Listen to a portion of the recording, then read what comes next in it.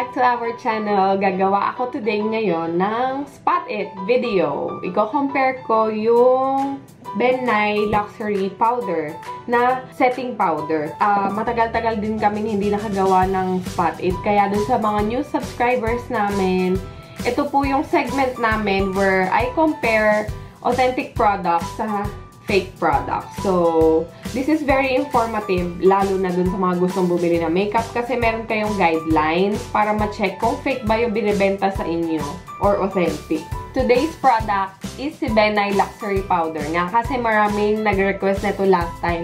And as promised, gagawan ko kako to ng Spot It video, kaya lang natagalan dahil ang dami namin ginawang video ng mga bagong segment. Well, anyway, we are back, kaya eto na, let's start. I'm holding the authentic one on my left hand and the fake on my right hand. So, disclaimer lang guys, ang dinidisclose ko lang is where we get the authentic ones and we get this Ben Nye authentic setting powder kay Ate Luisa of Look Cosmetics. We are doing this Spot It video not to bash or parang i-boycott yung mga online sellers na nagtitinda ng fake items or SG authentic products or makeup. It's just we want to teach you guys how to tell if the product you are buying is worth your money. You are paying for the authentic price yet you are getting the fake ones. And syempre, nasa desisyon nyo naman yan kung ano yung gusto nyong bilhin, kung yung authentic ba or yung fake product.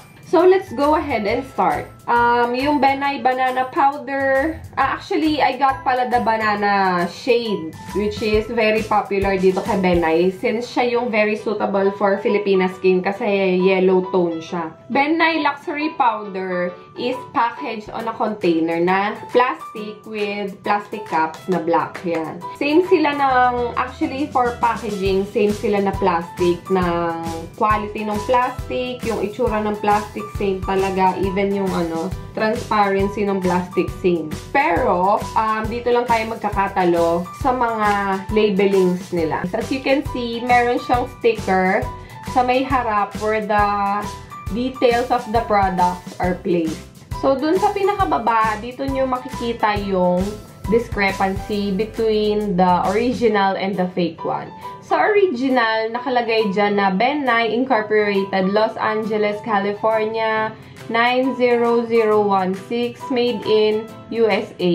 Tapos, dito naman, sa fake one, very noticeable yung placement ng sticker, which is tabingi. So, dun pa lang magtataka ka na kung authentic to, syempre dadaan sila sa quality control and I'm sure babagsak sa kanila if tabingi yung placement ng sticker kasi poor quality of packaging. So, X na yun sa kanila.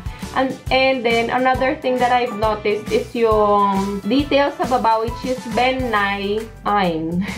Imbis na incorporated or yung abbreviation na INC, ang nakalagay kay fake is INE. So, yun. Ang mali kay fake is meron siyang wrong spelling and tabingi yung placement ng sticker niya. Which is the usual reasons na pwede nyong mapansin sa fake items is wrong spelling. Kaya doon kayo maging very careful. Then, another thing is, hindi ko sure kung lahat ba ng luxury powder ni Ben Nye is merong trademark na sticker. Pero most probably, meron talaga siya. Kasi yun yung parang magiging guideline yun na authentic siya. So, meron siyang trademark na sticker na Ben Nye sa likod. And then, item code or yung barcode siguro to. Tinanggal na namin eh. Pero dito sa fake one, wala siyang ka-details sa likod. And of course, this is a very hard thing to notice if you're not holding or a user of a Ben Nye luxury powder kasi magkaiba talaga yung color niya. Ito yung authentic na banana which is very yellow. Pero yung fake one is para siyang light ivory para sa akin yung color niya. And then sa pinakataas where the product will come out, merong protective cup na merong mga butas-butas. So ito yung pinaka-strainer nyo. Actually si Ben Nye yung authentic, masasabi ko na wala siyang smell. It's not really a strong scent pero almost odorless siya. But then, itong si fake, alam niyo yung yung baby wipe ng mga bata na hindi siya powder scent odorless siya na baby wipes. Pero may amoy siya guys, diba? Nadidistinguish nyo na meron siyang amoy kahit papaano. Yun yung amoy nitong nung fake one. And of course, try lang natin iswatch. Pero kanina chinek ko na din yung yung consistency ng powder. Same lang naman sila, wala siyang sandy na particles or yung malalaking particles. Very soft lang din siya. Very durog na durog, super fine, and meron din siyang coverage kahit papaano. Hindi lang pala kahit papaano, actually maganda nga yung coverage niya. Tapos ito yung authentic.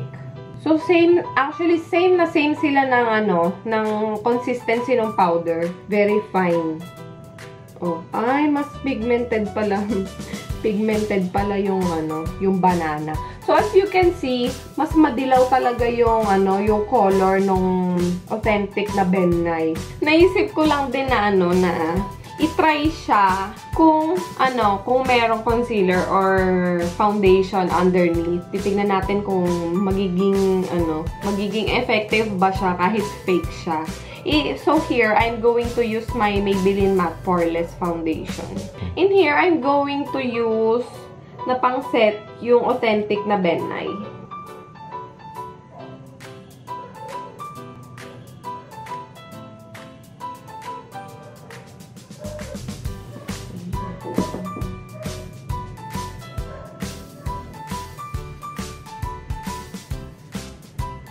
Siya, translucent siya, actually. Wala siyang kulay pag in-apply mo siya dun sa I don't know if this is a good thing. Pero, para sa akin, yung pagka-translucent niya is talagang translucent. Hindi siya nakakadagdag ng kulay or nakakaputi dun sa foundation mo. Ang ginagawa niya is just to set your foundation, actually. Pero yung banana, naglagay siya ng color na tint ng yellow kahit papaano. So that's it guys for my version of Spot It for the Ben Nye Luxury Powder Banana Shade. I hope na makatulong to sa inyo, lalo na dun sa mga makeup enthusiast and makeup artist na hindi nagpapatronize ng mga fake items. Just tandaan nyo lang yung mga guidelines na sinabi ko, and you can always come back to this video lalo-lalo na pag gusto niya nang bumili ng mga product. Thank you so much guys for watching this video. Kung nagustuhan nyo, please give me a thumbs up. Then comment down below kung ano pa ba yung mga products na gusto nyong i-review natin for Spot It. And syempre, if you're not yet a subscriber, subscribe on our channel for more Spot It videos. We'll see you again on the next one. Bye!